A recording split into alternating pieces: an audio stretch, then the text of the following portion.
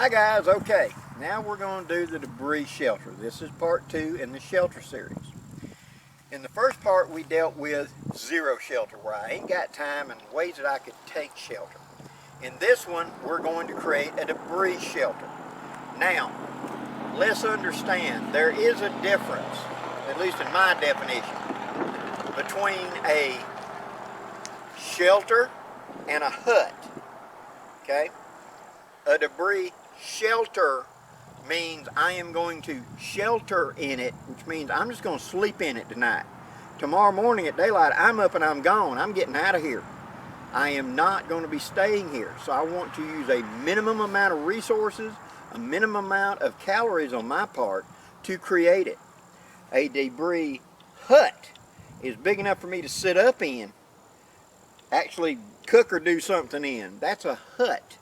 That's a longer term shelter. Now suppose I've got into the back country somewhere where I've got in here and I've broken an axle or something on my vehicle and I've got no cell service and I got to wait for somebody to find me. It might be several days. A debris hut makes more sense then, because I'm going to be using this shelter probably 2 to 3 to 4 days, as opposed to a true survival shelter, which I'm going to sleep in one night, a matter of hours, and I'm going to get up and I'm leaving. So I don't want to have to build something bigger than I need. I don't even want to be able to set up in it. I want to be able to lay down and scoot under it to be able to stay warm and be insulated. Beyond that, that's all I need. So we're going to build a debris shelter right here. Everybody else you see on YouTube is building a debris hut. If you can sit up in it, that's a hut. I want to be able to have to lay down and go in feet first into it and then pull pine straw in around or whatever around my head to insulate me. It's a sleeping place. Now, you're going to build this. Let's not waste calories or resources. So first, pick your site. One, this side, I've already taken my kukri and I've cleaned off the debris around the base of it. This is going to be where I'm going to anchor my shelter to. I want this elevated ground. I do not want swampy or wet ground. So I've come up kind of toward the top of a hill right here. And I've got good drainage away from me.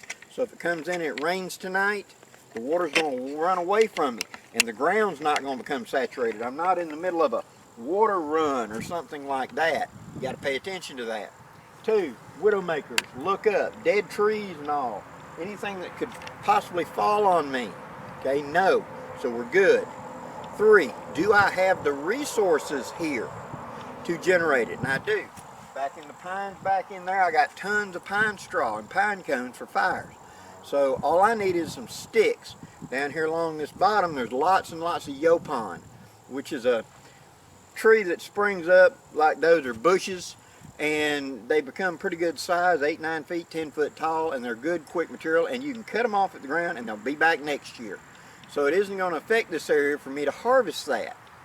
Okay, so what we're going to do is I picked the place that I'm going to put it. It's going to be going this way.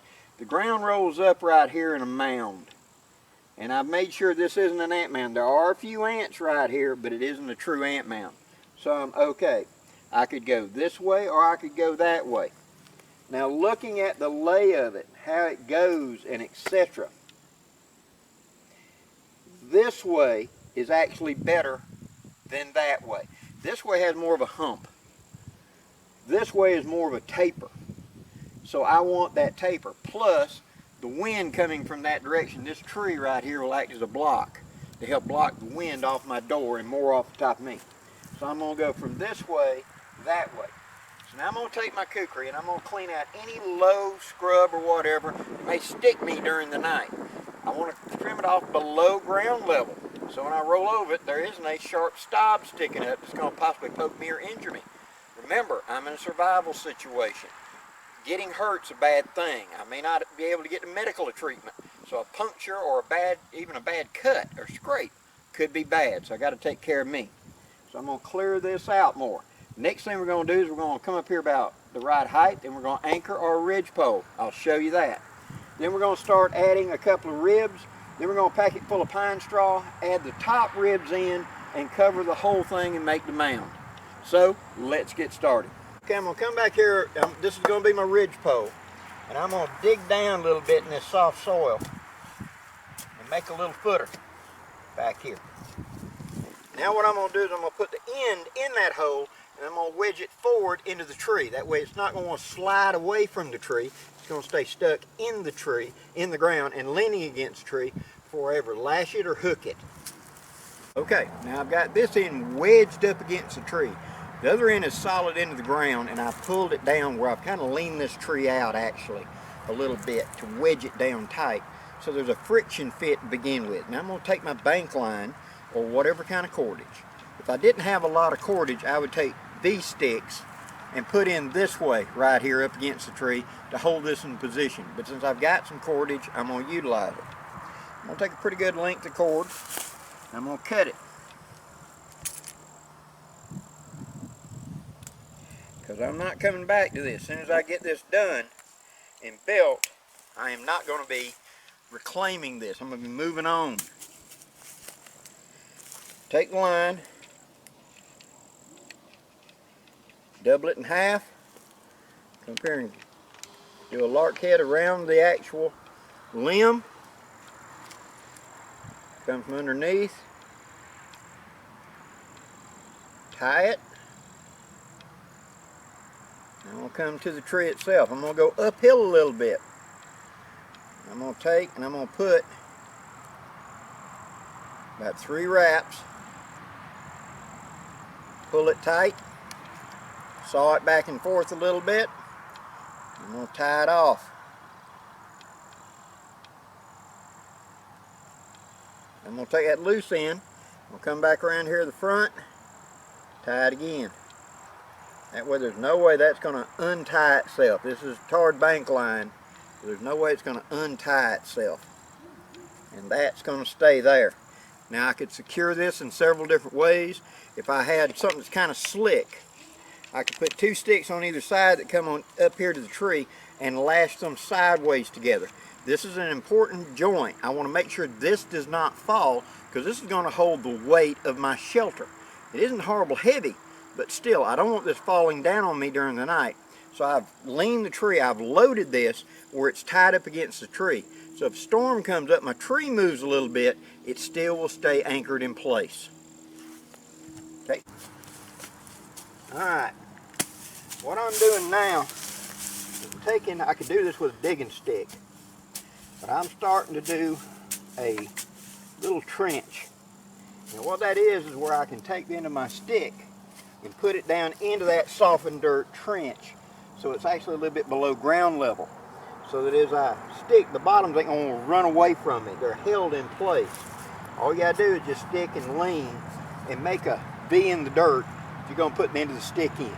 Helps a lot. A lot of people make the mistake of when they're building these, they don't do something at the bottom and you get the weight on it and the bottom of the stick wants to slide and everything wants to just take off and run it.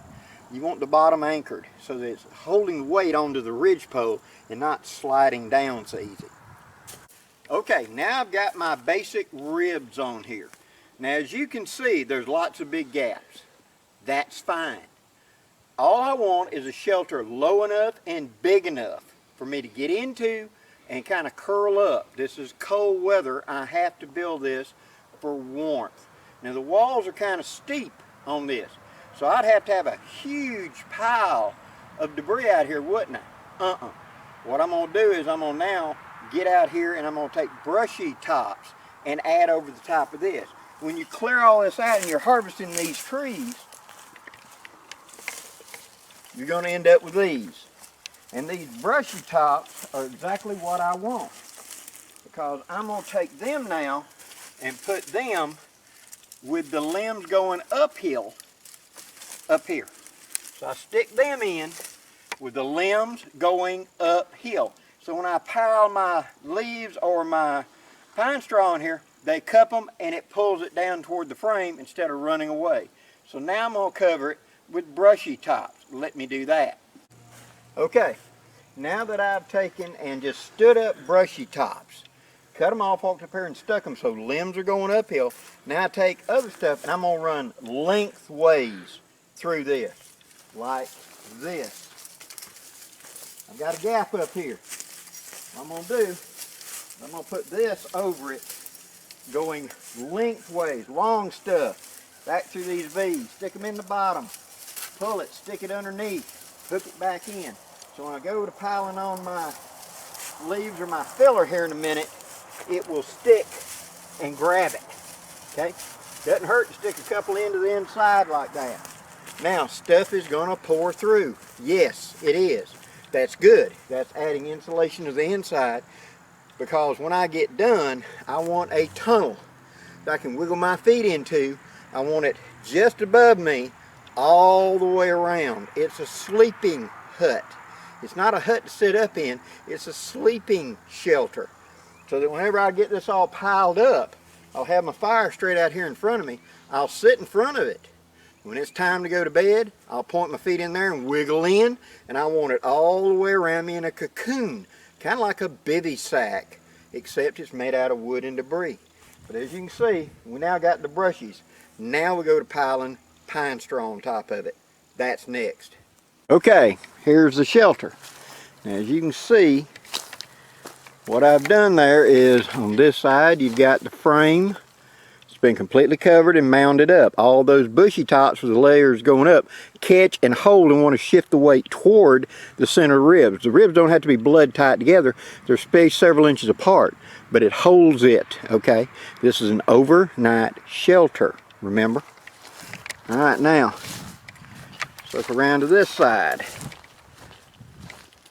So you can see the height of it and etc.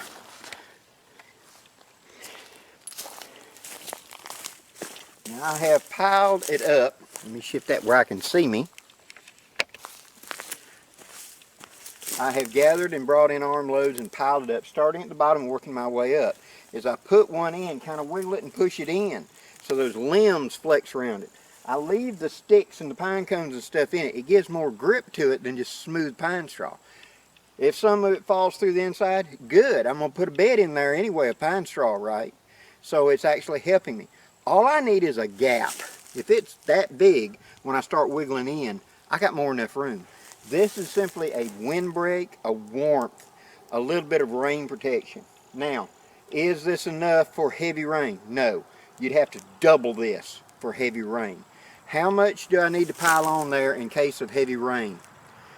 My opinion, from the tip of your fingertip to your armpit, that much, that deep, mound it up. You can see that's a lot of work. So what am I doing? Okay, at the same time, once I got it to this stage, I could add bark to it. If I've got a down tree over here that I can pull sheets of bark off, add them to the top to add like shingles. It's infinitely adjustable due to my conditions. Now let me show you the front of it.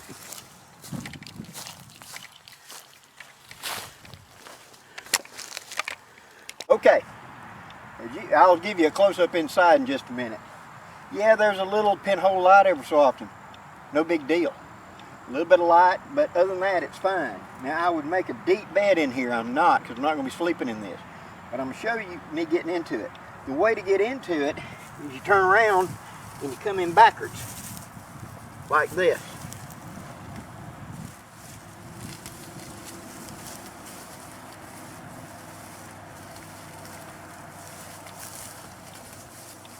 Just like that. Now I would put a big pile of pine straw right here. To pull in right here is a plug, so I got a windbreak around my head. Wrap around and put my head down on it like a pillow, etc. But I've got more than enough room in here to turn and lay on my side either way. My feet, I've got plenty enough room to go up in that point, and there's still gap between these ribs out here. I can get in here and look up and say, okay, it's a little thin right there, and go add more right now. The purpose of this shelter is to be a sleeping place for me. It should make it enclosed. It should knock the wind off of me, protect me, and if it's for rain, I got to double or triple the layer in order to get more rain protection. But as a warmth, I want small. so that my body heat will heat this up. A big shelter, I can't. So this way it's only a few inches up to where you're getting to the straw and stuff above my head. It's warming, so my heat rising is kind of trapped in here. I want to pull, like I said, as much pine straw in here as I can to block this off. I might run something across here where the opening is only this tall to back into it. This is a true survival shelter. This is a debris shelter. Now a debris hut would be one that would be big enough for me to sit up in the front and have room for gear and etc. That ain't this. This one I got to crawl in and out of.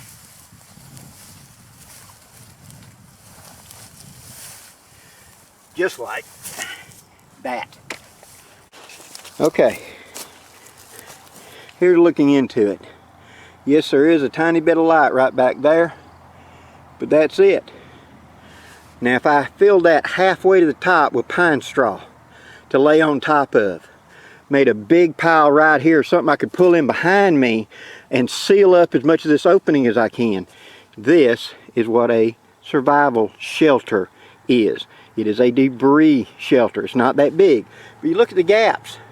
Look how far apart and how them bushy heads are holding all that stuff. Would it hold in a heavy storm? No. You'd have to do a lot more work. You'd have to add to the outside. Once you've got this done like this, and you've got your layer on, see how I leaned a couple of sticks on? I would take big sticks and now start leaning from the outside to help hold this in case of wind or storm or whatever. That's the secret to it. It's just a layer of insulation. It's just a way to hold it.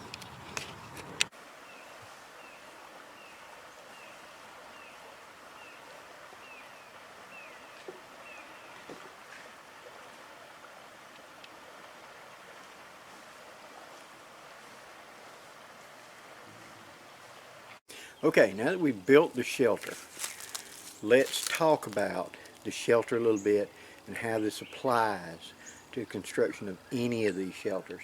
Okay, but like Socrates said, first let us define what we're talking about. We're talking about a survival type of debris shelter. Now, for my definition, a shelter is 24 hours. A hut is 72 hours or more. The difference is how much time and effort I put in because of my perceived need and how long I'm going to be using this. A shelter is built because I've got out here and I've got stuck. And I don't have a tarp or anything with me, but I do need some sort of cover. Now in zero shelter that we covered in the first video, we talked about when I have nothing, okay? But I don't have the time to build anything because I got stuck after dark or whatever. In this, we're talking about you have time, okay? And it's all about I'm adding comfort, okay? So, what are the conditions of this particular shelter? They were dry, which means it wasn't going to rain. It was going to be cold, so I was going to need a shelter. And it was going to be clear, which means I'm not going to have a lot of wind or things like that coming in. So first thing I did was I created the ribs and frame. That was me sitting the end into the dirt and leaning it tight against the tree. Then I took about 2 feet of cordage, that was it, 2 feet of bank line, and anchored it to that tree. The conditions are going to be clear. I'm not going to have that tree doing this where I got to do all kinds of lashing, and by sheer weight it's pushing tighter against the tree, so I don't have to worry about it. So I only had to sacrifice about 2 feet of cordage. Okay, the ribs, the small sticks as I go out and I start gathering up, I'm going to cut and drag all the way back because once I harvest the stick out, I also want that brushy top off of it, the brushy limbs, etc. A lot of people forget that and they want to construct something different than this, but this is the way to do it. So I have now got my ribs and my frames up. Now I cover it with those brushy tops that you saw. I start setting them with the limbs facing outward. If you put the limbs facing downward, when you put things on, they want to just wipe and slide off. When you put the limbs facing upward, they hit a limb and they want to push back against the trunk. See? So by me standing them upright like that, any debris I put up here, it wants to shift toward the way it's leaning as opposed to just slide right off. Okay? Next I put the cover onto, the cover element. In this case it was pine straw, because I had my place that had the resources was, I had the tree, I had the little clearing, I had planted pines right over here where I had tons and tons of pine straw, and down in this lower edge I had tons of those yopons. So I just went down there and harvested them. I didn't film a lot of that because why? You know what I'm talking about. I'm just going to chop and clear and bring them up and drag them up there, get an arm load and pull them up. Okay? So I've created my frame and ribs.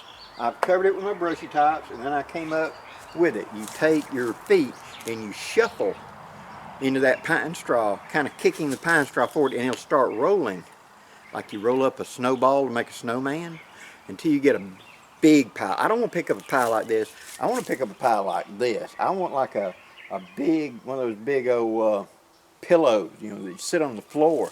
That size is what I was scooping up, big old huge arm load like this, and then carrying it up there and dumping it until I had enough. It took me several trips, but I was able to get enough to cover it. After I had covered the element, I have my frames, I have my bushy top, and I have my cover. Then I would put my bed to the inside, pull out any sticks or whatever that's going to cause me, and fill that thing up. I'm not building a house, I'm building a sleeping shelter.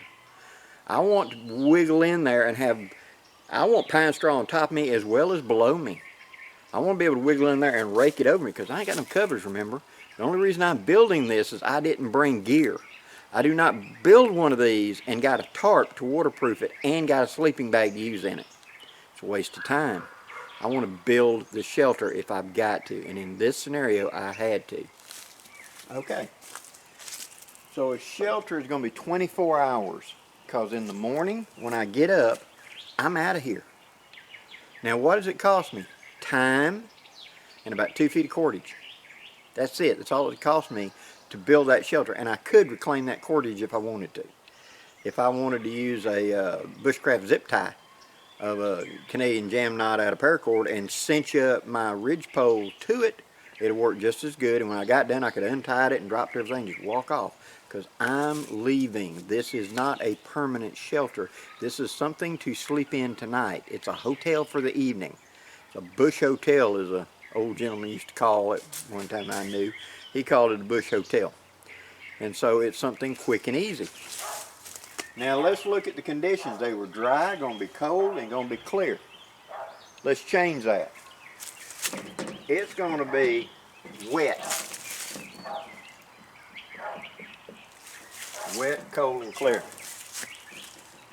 Well, I got to do more then, don't I? Because now I got to double that frame, double that bushy top, and double or triple the cover because it's going to be wet. That water is going to wick its way down and eventually get to me. So I want to triple what you just saw. I'm going to build the frame exactly the same, but I'm going to put a lot more ribs in there. I'm going to put the brushy tops on there, but I'm going to add a lot more brushy tops. Okay. Then I'm going to add the cover. The cover is going to be as thick as I can get away with before I run out of time. Because as I said in the video, from your armpit to your fingertip is about what you really need to make sure in a heavy, heavy downpour you're going to be dry. But trust me, that's a lot of work. Now, how long am I going to be here? 8-10 hours, and then I'm gone. Do I want to spend 6 hours building a shelter to sleep 5 or 6 hours and then leave it? Not if I don't have to. And so that's the whole thing. Conservation of resources. Conservation of your calories and your efforts. With what I did in the conditions before that I had said was more than adequate. Okay? What if it's not going to be wet?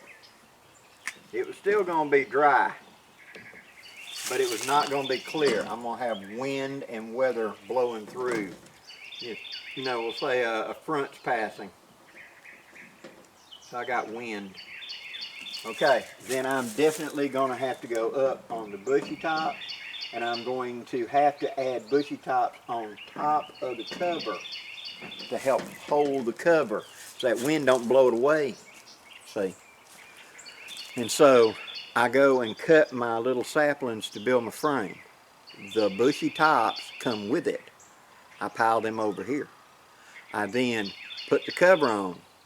Then I'll add more bushy tops on top as something to hold it in place, so that gust of wind don't blow them leaves off or blow off the pine straw. It kind of anchors it better. The more complex, more it is, the greater, the more chaos you weave into it, the greater the holding power it has. Chaos is your friend in this. And as you saw when I showed you inside that shelter, getting in there, here's my rib, and about a half a hand off was the bushy tops, and all that pine straw was on the bushy tops. It wasn't even touching the ribs. The ribs were just keeping the bushy tops from falling in. And it wasn't that much work. That whole shelter took me less than an hour and a half to build. For one night, yeah, hour and a half. Now let's look at step it up. Okay, I've got out here, I broke the axle on my truck. I don't have cell phone service. I gotta wait for somebody to come in. So now we're building a hut. Same idea, but we gotta go bigger. Okay? That A-frame, like I showed in this video, is fast and easy. How about for a hut, I do an A-frame like that, and then off the front of it, I put a lean-to facing back and pile stuff on it. Let me draw that out for you. Okay, here's the ground level. This is the tree. This is that hut that you saw me construct. That shelter. All right, I need to turn it into a hut. Right out the front door, I'm gonna come and put a pole going that way. Couple poles, layer them up, and then on top of this, I'm gonna put my bushy tops and my cover. And I'm gonna turn this into a place for me to sit. It's like a lean-to out the front door. I can still keep my sleeping hut that I've already constructed here and put my fire off to the side a little bit. Take this and kind of offset it, you know, instead of head to head, offset it like that. So here's my sleeping hut, here's my lean-to, and in this space right here, I'd put my fire. So I've got a hut I can sit up to do whatever I got to do to process food, game, whatever, to try to make my life comfortable. I've already got my sleeping hut created, and a sleeping shelter created, and I've got the hut to do my work in, okay? Signaling and figuring out a way to get out of here or to make myself comfortable. So the one can flow into the other. But at the same time, building a big hut, I mean something I can stand up and walk into. I had to laugh. I shouldn't have laughed, and I know that, and I apologize to the guy. But there was a friend of mine several years ago that he was getting into this stuff, and he wanted to build do some survival camping. And so the idea was he and I were going to go down here on Claybank Creek and do a 3-day survival camp. And so he got off work Friday. I had to work until about 11 o'clock Friday night, and then I'd be coming out. Well, he spent probably 10 plus hours building a survival hut. And when I got there and walked in at 10 o'clock, I'm thinking survival shelter, okay? When I got there, it was this lean-to like this, that the height of the ceiling was probably 7 feet up. And it was a lean-to like that between two trees that he had piled in, and he had piled brushy tops, debris, everything. This guy he spent 10 plus hours building this thing. It was a cabin. You know, you didn't crawl in, you just walked in, you know, and had a bed on either side. It was a big A-frame is what it was, like two lean-tos put together. And he'd spent all of that 10, 12 hours he'd been out there doing nothing but building that shelter. Yes, it was comfortable, but this was not a survival shelter. This was a hut, you know. And we had planned to move. You know, we were going to spend the night here and get up tomorrow and go to another place and from scratch build the next shelter. That was the idea. That was the challenge of it, having to move and build shelters. We ain't building one this big, I can tell you that, you know, because I want to make time. I want to make get out of here if I'm in such a situation like that. I want to get out of the situation and go home. Out of survival. I want to get myself saved. And I don't want to burn a lot of calories for me, you know, wasting a lot of time to build this big elaborate shelter. And I'm only going to sleep in it a few hours. Oh, you'll sleep well because you're so tired.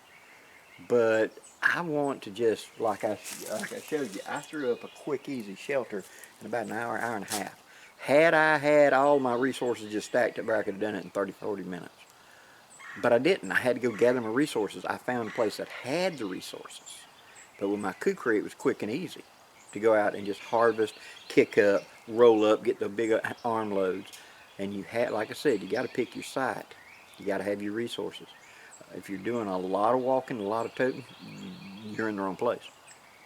Find your cover element and then find your frame and your bushy tops. Those are the easy part. Finding the yopons, the little scruffy bushes or things, I can get a big arm load of them, take my belt off, hook to them, and make something to drag and drag. I mean an arm load of them behind me to wherever the cover element is. Because the pine straw, the leaves, the sage, the whatever you're using to cover the outside of it, the grasses, you know, whatever it is that I'm harvesting to put it on the top, that's what I really want to look for. Find the site, find that, and find the resources. Combine all of them and you're good to go. Don't waste your time, okay? So, in conclusion of the debris hut part of this, there are probably 1,000 YouTube channels out here going to show you building debris huts. And all it is a frame of some form. A way to keep the leaves from falling to the inside. I use brushy tops. A lot of guys will just make like a plank wall of just solid lean-tos all the way across. That works as well. And if you're in snow country, absolutely look at something like that. You got to be a lot closer.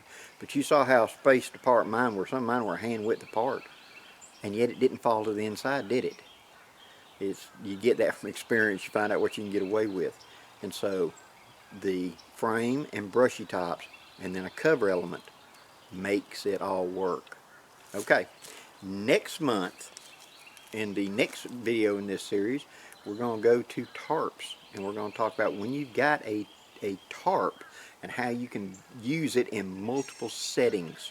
So now we've gone from no gear at all for shelter to where I have to build some sort of survival shelter, to now having it, the bare minimum, have some sort of cover element out of your 10Cs, being a tarp or something like that.